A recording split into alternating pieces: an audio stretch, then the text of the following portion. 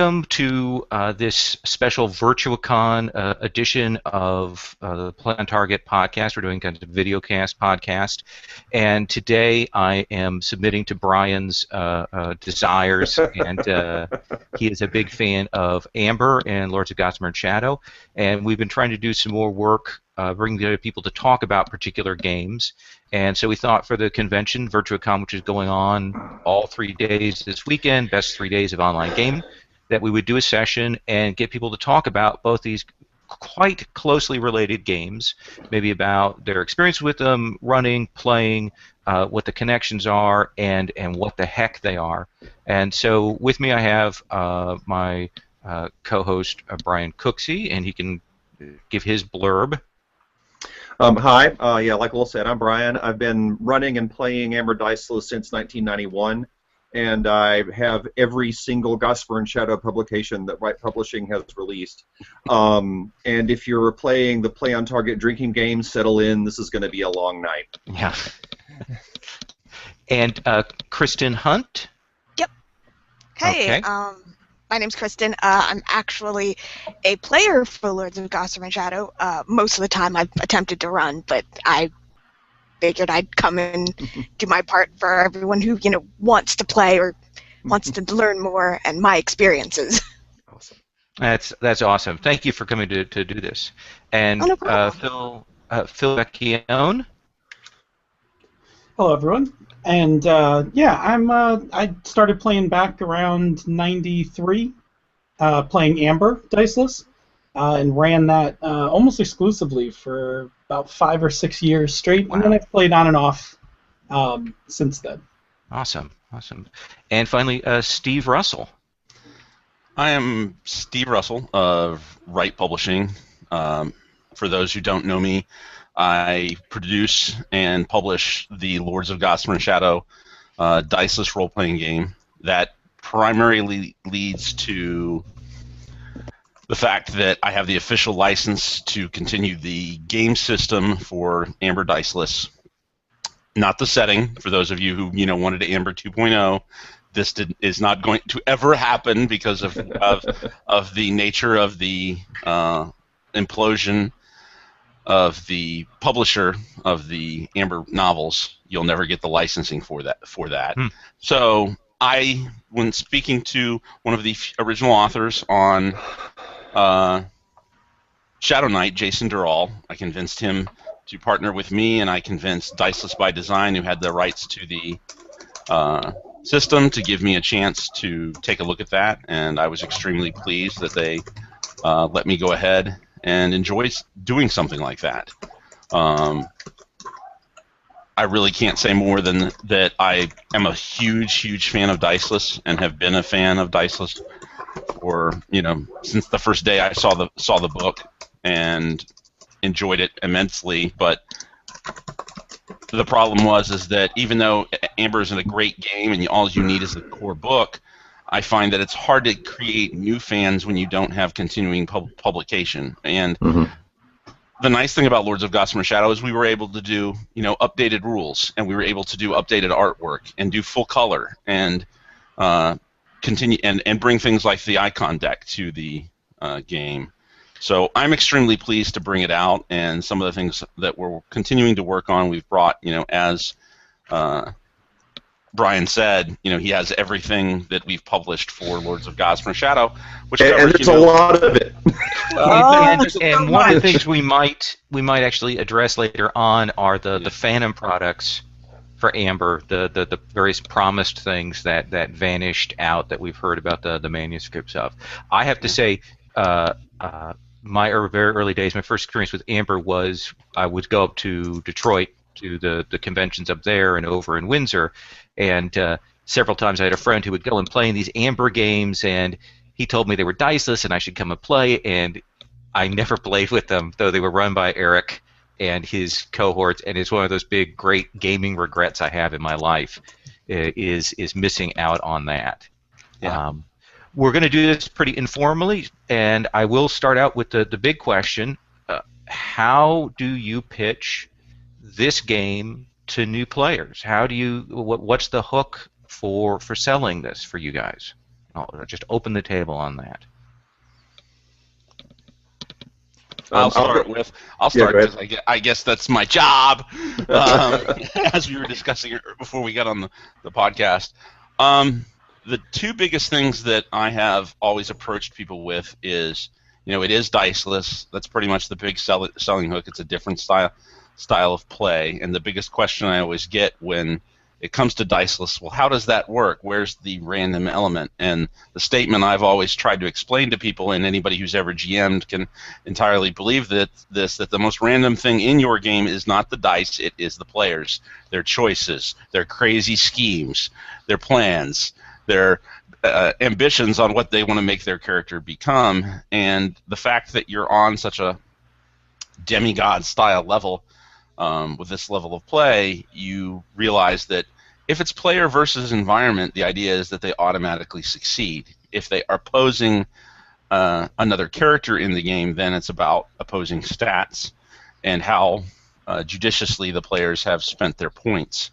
And that tends to be the primary motivation for most people. Getting people interested in playing is, I just get them down to play in a session, and there's a startup game in the book itself, and just getting them to play is the big thing. Sit down, play, enjoy. It's one of the nice things about diceless. It's very gay. You don't need to understand the rules to play the game. Only the GM really needs to know what's going on. You can hand somebody a pre-generated character and let them play, and they can learn through actual play. As we have found throughout, there's a lot of players who play diceless who don't know the actual rules they're using because all they've ever learned through is actual play, so they've never actually read the book. So sometimes they get a house rule that ends up being dominant. But to me, that's the easiest way to get them play, is to literally tell them it's diceless, and then they can go from there. Talking about the setting, how do you get them interested in that? Can be another challenge, but just getting them to play diceless. Oh, that's the fun part, is getting them interested in the setting. That's how I sell the game. Yes. Is hook them on the amazing. Sorry to cut you off. No, you go right ahead. That's how I hook them. Is I admit I love creating worlds, and so for me, this game lets me do what I do best, which is make stuff up. Good example. I was playing Shadow of the Colossus, that great PS2 game from like 2006, and I thought, holy crap, I can make this into a Lords of Gossamer and Shadow game if I so choose. You want to go around beating up gigantic, 70-foot tall monsters? Cool. You're going to absorb their souls when you're done and make you more powerful. And then you're going to go to another world and do it all over again. Ooh, I can mix in the Typhonians with this. was the way I thought about it. So yeah, I need to go buy empathy. I need to go spend some money and go buy empathy. Okay. Yeah, I agree. I think that a great way to sell this is on the sheer scope of it. I mean, when I originally pitched this, and then I've had the same players for many, many years, so I've had to pitch the game over. But when I originally pitched it, it was on that grand scale that you didn't have to worry about, can I pick the lock on this door, or, can I fight this horde of, of average villagers or whatever. Of course you can do those things. That was, and everyone liked that, because it brought it to like a different level of, basically like a different power level, and I think in a way the diceless system works right alongside that. That you're at such a power level that it's almost like, yeah, we don't even need dice, because most, with the exception of the encounters where you're going to run into the things of significant opposition, you're basically capable of handling all of this. And when you couple that with the idea of being able to span worlds and to, and have all sorts of worlds with, different physics and based on different ideas, I think it's that just that vastness that will draw a gamer who's, very imaginative and charged up, will kind of just pull them right in. And again, I think by saying it's diceless, it's basically saying, listen, have that imagination, and for a lot of things, you're going to actually be able to do those things, because you're just going to be able to say it and have it happen in the game. And interesting, one of the things is, so this is early '90s that we get Amber Diceless. I think I can think of only one other game sort of before that started you out of the gate, with nearly that level of power, which would be Lords of Creation, back in the early '80s, which was kind of a brilliant failure there. But it is one of the first games that does say you're competent, you're hyper competent at the start. Brian, how do you present it?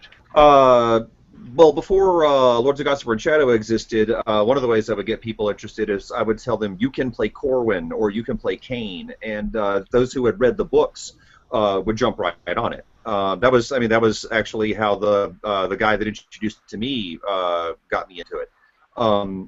And then for Lords of Gossamer and Shadow and whatever other settings might happen in the future, I'm right there with Phil, where it's like you can play a demigod. You can do the limits are on the things that you can do are so much broader. So if having that level of power and being able to move from world to world appeals to you, then jump right in. Also, it costs maybe a point or two to be the God Emperor of an entire universe. Basically.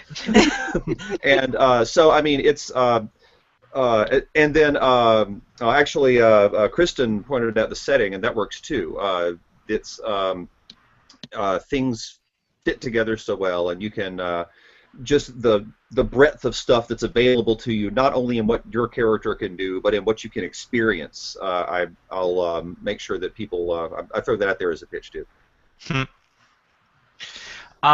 So you do sort of start from the setting rather than the pitching it kind of as a new experience game wise.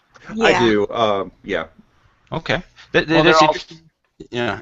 The other thing with pitching the setting can be, because that was my problem that I ran into, was people pitching it as Amber. The problem there is how do you get a new player who's never played Amber before, who's never read Amber before, and then all of a sudden you feel like you need to read 10 novels in order to, short novels, I'll give you that, but 10 short, one big novel in my opinion, but right. Or two. And how do you get them to do that when they have to read both the rulebook and thing? And that's where Lords of the Gossamer and Shadows change came in. Is that all that is, give Jason this. He went longer than I intended, but he gave me everything you need to run the game in one book. Yeah. Mm-hmm. And here's the other thing about Amber these days is I love Amber. Amber's one of my favorite books growing up, the whole series. But wow, are they dated now? Yep. Oh yeah. I know. Yeah. I think I was back in high school when I think I ran into my first Amber mush long ago. And yeah, actually that was what surprised me about Lords of Gossamer and Shadow, is that there is a tribute to Amber mush in the book. Oh yeah. There's a dedication in dedication. Lucian's Guide to the Grand Stair. Rob Donahue is a huge Amber mush, was a huge Amber mush player. And and that was things that I ran into it. And mind you, when I was in high school, the mushes were kind of, at least Amber mushes were kind of filtering out and dying out a little bit. And I was like, man, I'm kind of curious. But then I learned how deep the world is. I found one more recently that was well done. And I was flabbergasted because there was all this information, and I had no clue how the world worked at all. So, I learned very quickly that in Amber, you need to be of the special bloodline to be awesome, essentially. Yeah. And that was a turn-off. And then I found Lords of Gossamer and Shadow, and it's like, nope, no special bloodline, nope. Right. Nope. You're just awesome. End of story. Yeah, and there's hundreds of reasons why that might be the case, right? Yeah, exactly. That's really interesting. I hadn't occurred to me how. I mean, much as I love it, that is a set of stories that do say, okay, you're magic because of this very tight, very uninclusive kind of thing. Interesting. Yeah, it was one of Jason's big points about you do not, and that's the other thing. Your bloodline chooses your power in Amber. You are either of the line of Amber, or which means that you're using pattern, or you're of the line of chaos, which means you're choosing Logros as your from the courts of chaos, and that was choosing your race essentially.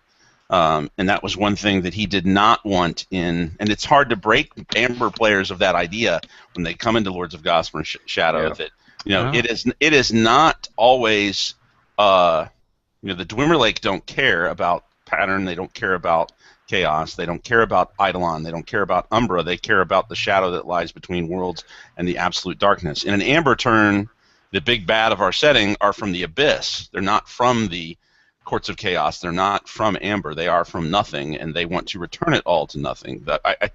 And it's a really great way that Jason created this. You can still do the idea of a house that their bloodline is special and the Stair loves them and turns them into Wardens of the Grand Stair, but that's the big change, is you could do that. The current one that I'm running in my own homebrew game, well, it's a playtest, it's not a homebrew. It's it's a the playtest for No Be So Fierce is the hook is that they were all from the same military academy. And they were just about ready to graduate when they get recruited for a special mission, because the rest of their group has been disappeared, so they have to go find them. And that's kind of the, they know each other, so there's some level of trust there, but you still have that kind of little bit of animosity. But the idea is they are really supposed to work as a special unit. Yeah. And you can do any types of one of those. Now, the problem we found is, by giving everybody a huge big sandbox, is sometimes they don't know where to start. What am I supposed to build here with all this sand? Where am I supposed to go? And that's any problem with a sandbox. And that was one of the big reasons that I wanted. What the Amber kind of lacked is it only had 2 real adventures, and everybody had played those. And my big thing is I wanted to get a line of adventures out that people could start with. And unfortunately, that got very delayed, but I think it's going to be well worth the delay once the Long Walk comes out. But it was also why I immediately started in No Be So Fierce. And unfortunately with me, sometimes it's good to be king, and sometimes it means that nobody can tell you can't write that. So you keep writing sometimes. But I did eventually decide to hire Jim Groves, who has been a long-time Amber player and is a designer for the Pathfinder Adventure Paths. And he is going to be writing the first book of the campaign saga or adventure path for Lords of Gossamer Shadow, so that you have some. For those of us who don't have the time we had when we were in college and playing Amber all the time, and were able to create all of these new and different and interesting things, or had all the books to draw on for stories, the idea here is that it presents something pre-planned that's still a sandbox, but still gives you. For us, it's our version of Kingmaker for Pathfinder, to where you have this huge sandbox that you can go play around in, but it still gives you a lot of information and form. Because even just actually having to sit down and write an adventure versus just running it off the top of my head, there's a lot of information in Lords of Gossamer Shadow that you have to convey. Not just the standard 6 senses that you want to provide, but the senses that Eidolon gives you. You can sense the pattern of the world, and what do you see when you look at this area. When you use your Umbra, you get a sense that allows you to determine the weakness of something. You have the Warden of the Grand Stair power, wayfinding, which lets you find anything that you can bring your grubby little mind to. You have sorcery, that. Did we lose him? I think we might have lost him just there. Really, really high. Maybe not. And you are, how do you balance those two? How do you balance all those perceptions and write everything down so that a GM can just read it and go, oh, that's what it is. So I took a little time and created a really interesting template for the publishing of stuff like that as a GM, to help GMs as a toolbox. So that you have all that information at a glance, but it's not buried either. But I also didn't want to create a read box text. Right. Right. I wanted let me pause you there for a second, because I actually want to move on, because you had started there. I had missed another invitee, and so we're going to see if we get him in. You had started with the idea about how you began your campaigns, and this idea of this military academy and so on. Let me go through and ask the others, when you've played or run, where did you start from? So Phil, you said you ran Amber quite a bit. How did you start out? What were the things or elements that you felt were really good for your campaign? When I started, when I picked up the game, I hadn't even read the novels. I had originally seen the game from the ads in Dragon magazine, bought the game while I was on vacation. I read it throughout the campaign I was going to run that summer, and I was like, I'm going to run this game. So we had barely stood the Amber universe. I had just read from the back of the book the summaries of the novels. So when we started with all children of the Elder Amberites, because everybody was pretty much a novice, and some of them started in Shadow not knowing who they were, some of them started in Amber, and I don't know if everybody runs Amber like this, but I got into a habit of running Amber in separate plot lines for every character, so it was a fairly intensive sounds like one of my GMs. Mm-hmm. Yeah, and so I would have this storyline going on for this player and this one for this player, and from time to time lines would converge and they would team up to do certain things. But I think the Amber setting was not one that bred a whole lot of trust. So it was hard to keep cousins together and not at opposite plans or scheming and things like that.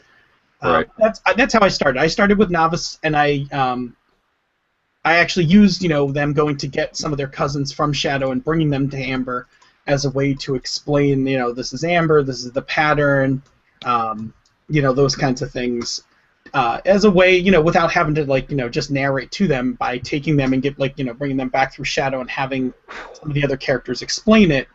It was kind of a way to get the ball rolling, and then I think in every game after everybody kind of gets their feet going, I shake up the world with some sort of major event, whether a elder disappears or something, consumes a shadow or something like that. But some major kind of threat that then at least gives them some focus, even if they choose not to work, together.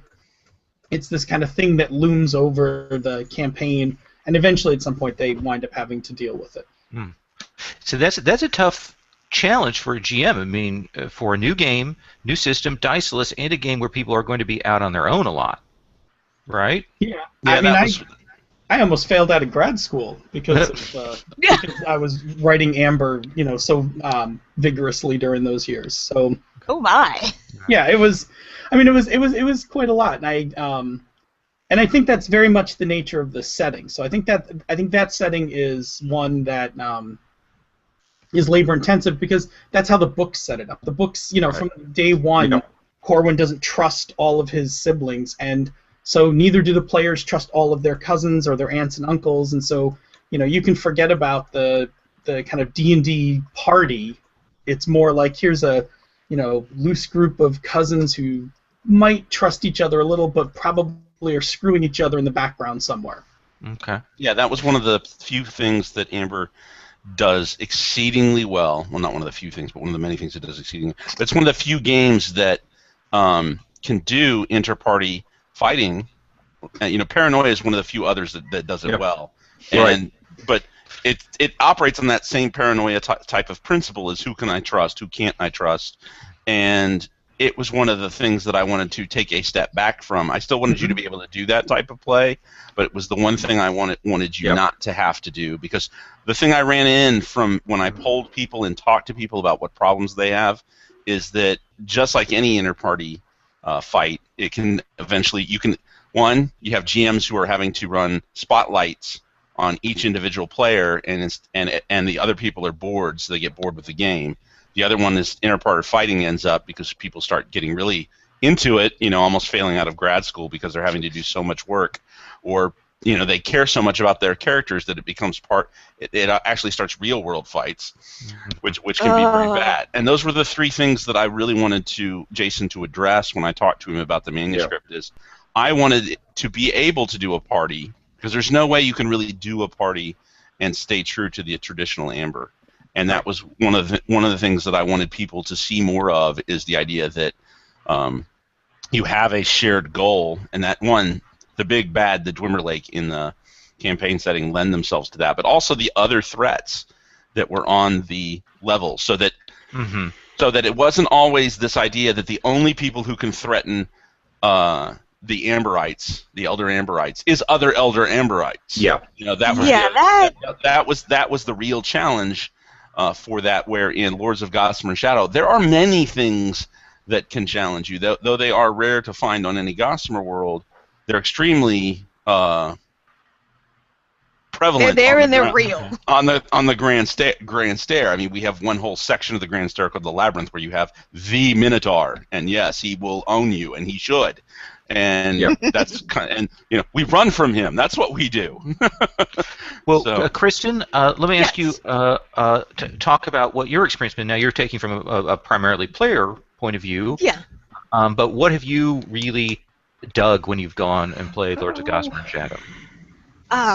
Goodness. Actually, my friend, who Jeff, who is hiding, and Mike muted, is also a player, so he could certainly maybe help me out with this. Gosh, what have I taken away from that? It's amazing. It's amazing because Jeff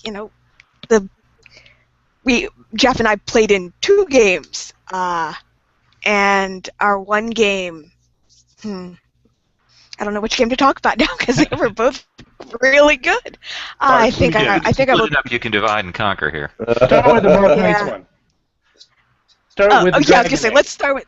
Yes, let's start with. Yes. Oh, that was a good game. That was a party game, like D&D style party. We did start in a tavern, actually. Like, I'm not joking. That's legitimate horrible, Mark. tavern. Wherever you are in Tasmania, no. Yeah. But it was at the Agora. It wasn't just any tavern. Yeah, it was at the Agora, yeah. Nice. Oh, boy, that was great. The tavern of which all other taverns are mere shadows. Yes. Yeah. You know what? Bad. Yes. Bad. Oh gosh, I don't even know where to start now. Can we repeat the question? So, what for you was the best thing about the sort of the way the game started? What grabbed you there at the start? I'd say it started. So we got that. Even before games. Mark Knight's game, he had us write character histories, and I wrote like several pages worth of story to fill out my character. But for David Ring's game, we ran a game purely text-based using Google Docs. Nice. That was amazing. Oh yeah, and because each doc has a chat along, then basically you get the peanut gallery as the story proceeds. Funny. Oh yeah. And that was cool because David Ring had us each write up Gossamer worlds, like no fooling. And Jeff and I collaborated, and we wrote a single world that had like 5 different cities, and they all had different things going on with them. But the basic idea was that we ran with, there is a guild that keeps the world in balance, like the Avatar from Avatar The Last Airbender, only it's a group of people. And then we've got a guild that is primarily made up of stairwalkers. Nice. But, and they go out. No actual wardens. Yeah, no actual wardens. You gotta tough it out. Wow. Wow. We used Lucian's Guide to the Grand Stair to great effect. No Okay. kidding. Wow. That's tough. Talk about character versus environment. Yeah. Well, let me actually jump forward here because I want to get around and get a little bit from everybody here. So Jeff, let me jump to you. And Jeff, do you want to give a blurb about yourself here? Sure. So Jeff Miller, based in Seattle. Got interested in Amber and Shadow Knight in grad school. Actually, the Chronicles of Amber was my first book from the science fiction book club back in the day. So there you go. I did a little bit of GMing of Amber, although the campaign didn't go very far. It was a post-apocalyptic Amber, where the pattern had actually been more or less broken, and the survivors had to make a new pattern somewhere else. But it turns out the old amber is still around. It's just messed up. And so that was the conflict I was going to set up, was, the messed up, remnants of amber versus the ones who had reconstructed the new pattern. Oh, nice hook. Yeah. Plus, my special mechanic is that everybody had at least one secret, and secrets had a good stuff or bad stuff or zero stuff flavor. Nice. So, if you were, a lot of good stuff, you might get 2 good stuff secrets. If you were zero stuff, you get a zero stuff secret, or you could buy secrets if you wanted. Interesting. Yeah, that's one of the big things that Ray Winiger, when he was writing the Dungeon Craft essays for Dungeon Magazine, it's one of the 7 things that he absolutely recommends you have for every major piece of your campaign, which, PCs are major pieces of your campaign, that each one of them should have a major secret about them. When I'm writing, a lot of times I put something like that within the game itself. So like when I write a setting piece, I put that in. So yeah, that's a great way to make it. I had never thought of adding it to good stuff, bad stuff, or no stuff. So that's awesome. Your spin on it is actually different than what I thought. I had thought of these secrets as things they know, but nobody else knows they know. Yeah. But, okay. Your spin is something about them. Yeah. That nobody else knows. Yes, that's cool. And that would work really well too. Yeah. Yeah, that's my blurb, and I'm also starting to try and cook up another campaign with some of the same suspects as the Dave Ring campaign. Nice. Awesome. Brian, let me come to you, veteran GM, doing a lot of play-by-forums of these kinds of things. What's your favorite sort of, when you've started a campaign, your initial hook, something that you really felt worked? My answer is almost exactly the same as Phil's. As far as the Amber setting goes, I was pretty much running it by the book. My favorite part of how it continued, though, was sure enough, I started as the characters all started as children of the elders, and the elders in this case being Corwin and that generation.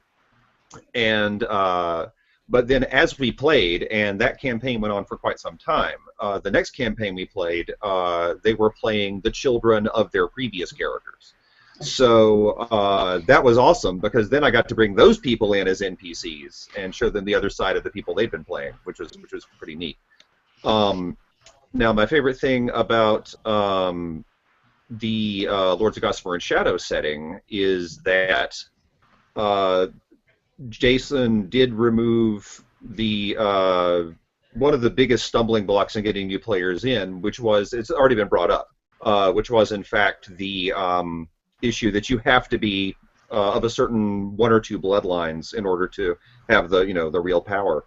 And one thing that I really like about that, and this actually goes back to our first question, one of the ways that I pitch Lords of Gossamer and Shadow to people who have played Amber is that I say, you can be from anything. You don't have to be Blood of Amber or Blood of Chaos. You can be, your background is now completely open, and you can go any way you want to with it. So that's one of my favorite things about that, is that the breadth of backgrounds that that one decision opened up is my favorite thing about the new game. Let me move to a kind of a narrow, specific question. I'm going to go around sort of in that same order I just did. The question is going to be this: as a GM or as a player, choose how you wanted to take this. What's the one thing you think a GM or a player ought to know before they go in? The place where you kind of see where the rubber meets the road, or where there's some difficulty. What are the tough spots for you? And we'll start, Steve, since you've been involved in a lot of the playtesting. So, is there something that you need to kind of clarify to GMs before they go to run this? You need to read the actual book. Just because you're an Amber player and have played for 20+ years, you need to stop. And you need to sit down and actually read the book, because what will happen to you, and this has happened to me, is you will get a player who's actually read the book and never played Amber before, and he will own you on a rule at some point, and you will look like big egg on your face, and you will be operating on certain numbers of things. I had a big thing where I had, as somebody who's worked for many different versions of the manuscript, where Jason had said to me, unlike Amber, you can't have a place icon card, okay? Right. My brain said that means you can't bring people to a place. That is not how it works. That if you have an icon card, you can bring somebody through still, okay? That was a mistake. That, these are little things that can happen to you because something big can happen like that because of change. You could be like, oh, let me make a place card. No, you can't do that. And there's reasons to not be able to do that, because it means having to actually go, somebody actually had to have been there or gone there, and you have to establish a link to have some type of travel. The reason you can use sorcery to go from one Gossamer world to another, but you have to have been to that Gossamer world before. You can use an icon to travel to another world. You're not always limited by, there are still choke points though, and that's kind of the idea to maintain. But yeah, that's the biggest one that I constantly have to get GMs and players that are Amber players. For new players, for brand new players, it's a matter of the biggest thing that they have to know is, for GMs, I tell them, just say yes to everything a player asks you to do. Say yes to everything. But remember that you control the outcome of what they are trying, what you've said yes to. That's the big control that you have, because unlike, say, Pathfinder, you don't have everything codified of what that outcome is going to be. You get to throw in the environment. You get to throw in, what they're challenging. You get to control all the consequences of that crazy, silly choice they just made, and you get to create the 3 unintended consequences for what happens to them because of that down the road. And that's how you can weave stories together. For players, I really just try to say, relax, use your imagination.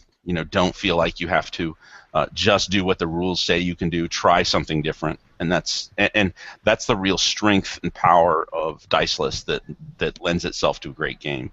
Okay, Phil, what about you? I would say, kind of going off of what Steve said, that the thing that I actually recommend that of the list of games that I say that every GM should run at least a couple times in their career as a GM. Amber has always been on that list, as well as Paranoia for a number of other reasons. But I would say for Amber that the thing is, kind of extending what Steve said, there's no dice to hide behind. So when someone dies in the game, you did it. It's not like, oh, look, it's a 20 and it's a critical, and oh, look at that, I rolled, oh, that die, the damage die keeps exploding or whatever. When someone gets stabbed and died, you have to say that they're dead. And that means that because of that, you have to develop a great sense of story and timing, and you have to know, and again, this was the 90s, so I didn't have the concept of beats or anything, like we do now with Hamlet's hit points and stuff. But you have to know that feel for when is it the right time in the story for a particular thing to happen, because there's not going to be a random encounter table. There's not going to be the luck of the dice. It's going to come from what the players do, how you how you take that and then move the story forward.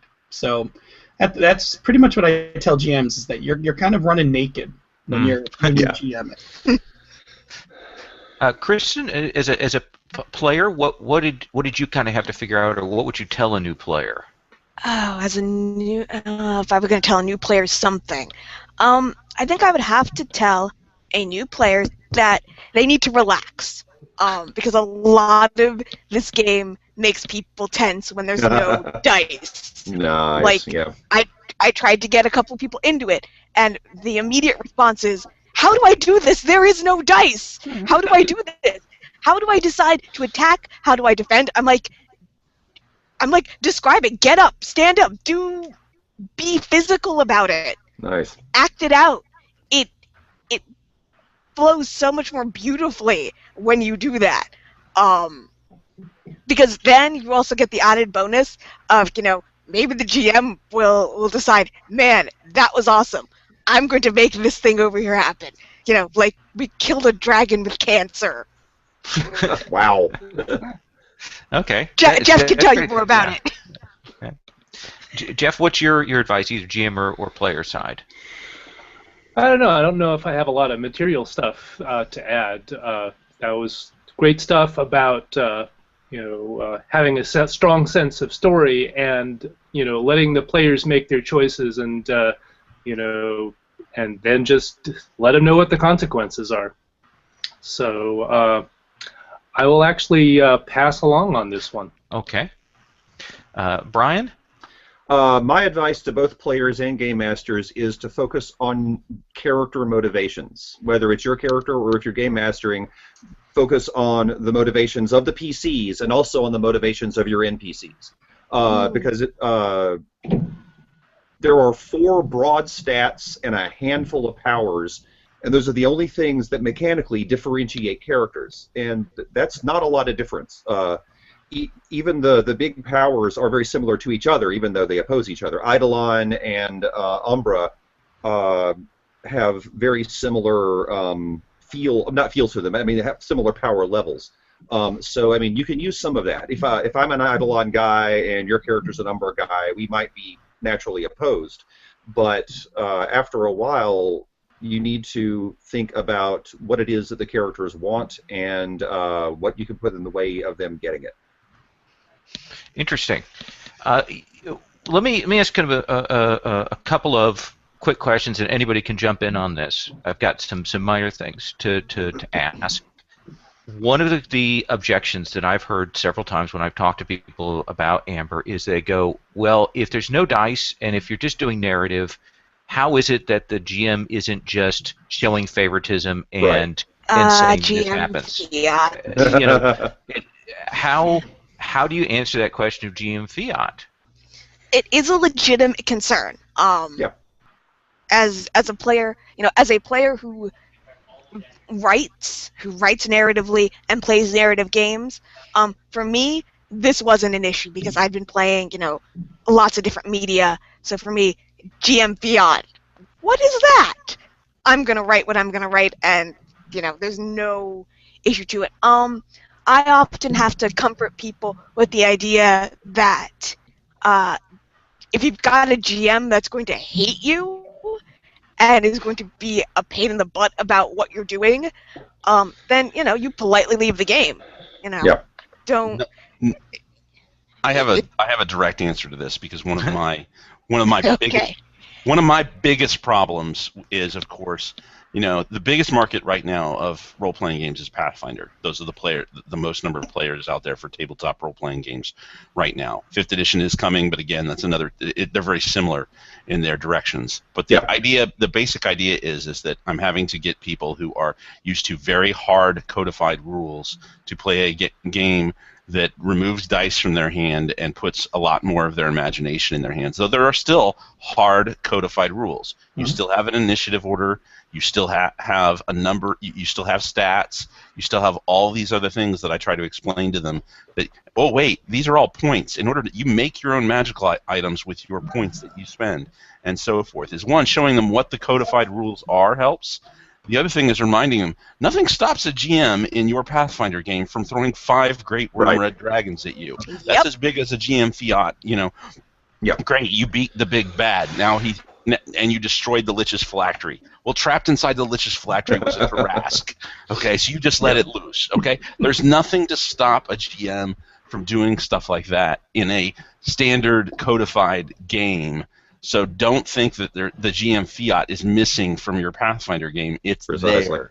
And so there's nothing different between systems. A lot of times can be a white elephant. It can be something in the room that nobody talks about. But it's not that big of a difference between Pathfinder and diceless as much as people want to make it so. I use it as a selling point, saying that you can have a really great plan and not have it ruined by one bad roll. That's the kind of thing that gives it power. But that's where I come from when I talk about what's the fiat issue. So and I have a follow up to that because Steve mentioned the stats, and that is key. there are numbers on your character sheet. Yeah, there are.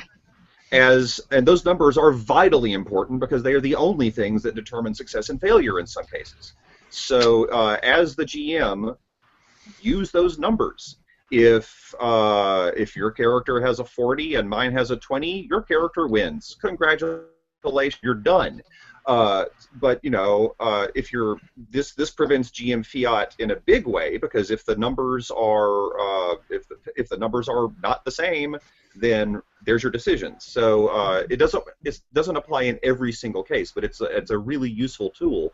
And those numbers are it. You have to have those numbers there. They are there for that reason. So make sure that you are aware of the differences between characters, not just PCs, but PCs and NPCs. Write down numbers for your NPCs, and make sure that you abide by those when the conflicts happen. What about, if I can go jump forward another question, and probably we'll get Jeff and Phil on this. What about players who are uncomfortable with being sort of on the spot producing fiction? I've had this in my game with players who are less comfortable with narrative games, things like The Dying Earth, or these games that require a certain amount of narrative, dramatic, fictional flourish at the table. Is Amber for them? Is there a way to get them into it, or is this not a game for them? Well, I think there are certainly approaches to draw characters out, and I'm thinking of one tactic that Dave Ring was using very effectively in his game. He would look at, what your character's motivations were and basically stick you with a decision, Yeah. Oh, those were great. So it's like, do you want to help this person or do you want to chase that person? Better decide now. That's interesting. And sometimes he would actually give you a different kind of choice, which is, do you want to get a smaller result but annoy fewer people, or do you want to get a bigger personal success but put off people who might care about it? Yeah. So yeah, hooking in decisions to your character's description, to your character's relations, and then making you choose. And that rolls the story along in a meaningful way. Oh, that's nice. Yeah. And I think it lends itself to, again, coming back to the sandbox nature of diceless that I try to push with any adventure, is let the player choose. If you make it about the player's choices, if you make it about what he does, then it draws that player who normally wouldn't be a narrative style person feel they have a lot more control over not just their character, but their game. I mean, that's one of the big things that Jason talks about in the book when he writes the rules, and Eric talked about it too. You don't, as the GM, you don't control their character. You control the outcome of their actions, and that's really where you have to give them a big choice. I think you do have a problem when you get somebody, like I said, a lot of them it's just new. It's a different style of play, and it's not going to suit every player. I will never say that Amber is for everybody, because there are bad GMs who will never be good at Amber because they need that heavy codified nature of what a sorcerer's spell does and can't run it on the fly, and that's fine. And there's a place, and that's why we have other games for you out there. But there's a huge segment of the market that says this is your style of game, and that's the other thing. You can cater to those type of players. I think that type of player is really great at not playing around with the powers, but really great at putting all his points in warfare and strength and endurance and having a blast. We have a guy like that in my current game who just decided, I don't care about magic. I want stats, and that's all he is. He's a stat. Is a stat monkey, and he plays him like. Have you seen? There's a character in Doctor Who comes from an extremely military background. And oh goodness! The Centaurans. Yeah. Oh, yeah. Yeah, it was like the Centaurans. Yeah. Strax. Yeah. Strax. He plays exactly like Strax. Nice. And that's who he plays. He's not a big narrative-driven guy, but he's like, for the leader, and goes on. We will do this, and we will take these people over. And he's got this really high, and he's got a really high warfare. And we talk a lot of times about what he perceives coming up ahead. But yes, that there's places to put those types of characters. If you have somebody who's got a play style of a hack and slasher, warfare and strength is his thing. Let him know that. If you have a player who's endurance. Yeah, you have a guy whose big thing is role playing. He can have a lot of fun with the major powers, and if you have a guy who's a big puzzling type of character who likes to figure things out and wants to know what's going on with your world, you want to make sure he has a high psyche so that he can perceive things. You want to make sure that he has access to things like artificing and sorcery so that he really can handle the magic of your world and understand what the fundamental mechanics are behind it. We were talking about my wife is a huge role player, and one of the abilities that I got her to do new was the new empathy power. I mean, she's brand new in playing, never played the game before, and I pushed for empathy because she wanted prescience. She wanted to be able to play around with the idea that her character would know the future. And so she has the and she played, and I run it very much like you would prescience from Dune. These are the types of things. There's a big picture in the beginning in the empathy book that shows a guy sitting in a stealth suit with images coalescing above his head. These are the types of things that we're talking about. But I think you have to consider who the player is, not just what type of player character he's going to create. Man, Steve, I'm Steve, going to Gossamer world. I'm going to take that as your final thought. I'm going to move to the others and get a final thought from everybody else because we wrap it in, keep it into that 1 hour mark. There's a lot of interesting stuff we didn't talk about, the effect of the auction and if we've done Throne Wars or any of that kind of stuff. But let me come here, Phil. What would be your final thought, final thing you want to say to people about these games? Yeah, I would say that in terms of bringing people in and getting people to just talking about getting you don't necessarily need the right people to play. You can cultivate people into this style, and you can start by playing it very traditionally. And the way I've brought players who are unfamiliar or uncomfortable with narrative play is either two things. I can show by example by having NPCs do various things that kind of open the player's eyes to, oh, I can be this imaginative, or I can do that kind of thing as well. Or I will give them a patron, like a favorite aunt, who will kind of help to culture them. And so I'll start them very traditionally and pose more things to them. So it'll be more of a pull than a push.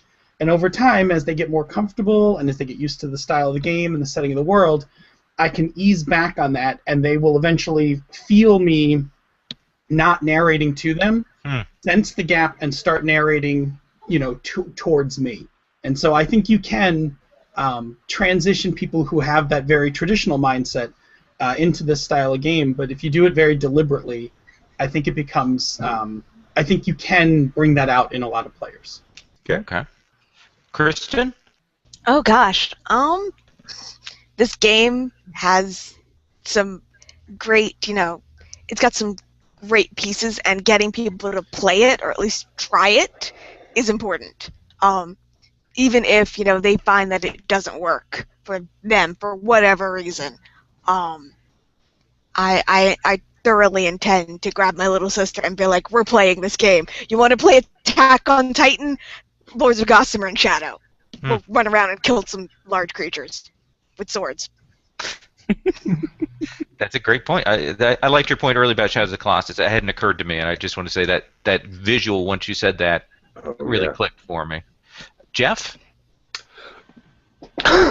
Gosh. Well, I guess there are a lot of ways in that may really depend on your players. I think there are plenty of opportunities in getting the characters together and doing collaborative setting creation that'll maybe let you know what direction to go. Oh, that's nice. That's a really good point. That this is a game that really opens it up to that. So that's a sub-tweet on Fate, actually. Yes. Yes. Right. Yes, it is. There's a reason I hired Rob Donahue. Yeah, there you go. Brian, can you close us out? One last final thought, because you're going to run and literally leave this panel to go and run. Yeah, I'm running a game of this in 1 hour. Everybody has pretty much said this, but I want to make sure that we drive it home. This is diceless role playing is very different from any other type of role playing. It is heavily narrative, but it can accommodate many different kinds of play styles. And it is possible that it's not for you, as has been pointed out before, but you don't know until you try. And I think that Lords of Gossamer and Shadow specifically is a great place to find out if it's for you, because it can accommodate so many different things. Awesome. Thank you guys very much. Wanted to keep this straight under an hour. This will be up on YouTube if people aren't watching this live, and we'll also be putting a podcast version of this up, audio only, on the Play on Target site this week. Thank you guys again so much for being willing to do this and talk about these great games. Thank you. Can I make a quick thing here? Absolutely. Do your pitch. If you want to purchase Lords of Gossamer and Shadow, you can find a link to all of these books that everybody's talking about at writepublishing.com. That's RITE publishing.com. There's also a link there to the core Amber books there on the site as well. So if you want to get the PDF of the original Amber book that's available on Drive-Thru RPG, you can find it there. That's all I had to add. Awesome. Yeah, and it's good to know. And in our show notes, we'll make sure we get all that. Thank you guys so much. Really appreciate this. And everybody can say goodbye, and I'll stop the broadcast. Goodbye. Thanks a lot. All right, thanks. Bye. Bye. Thanks.